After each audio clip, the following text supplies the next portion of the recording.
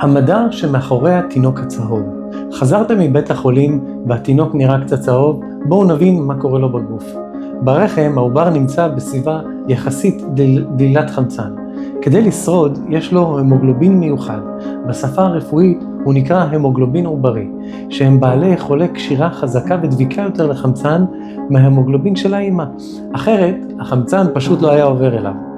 ברגע שהתינוק יוצא לאוויר העולם ונושם בכוחות עצמו, האוויר נכנס לנודיות הריאה, עובר בדיפוזיה לנימי הדם, והגוף מבין שהוא כבר לא צריך את המנגנון ההישרדותי. מה קורה אז? הכבד מתחיל בהשמדה מסיבית של חלבוני ההמוגלובין הישנים.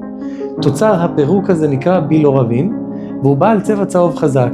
הבילורבין הזה אמור להתפנות באופן טבעי ביציאות של התינוק, אבל בימים הראשונים קצב הפירוק מהיר יותר מקצב הפינוי, וזה מה שגורם לתינוק להיראות צהוב.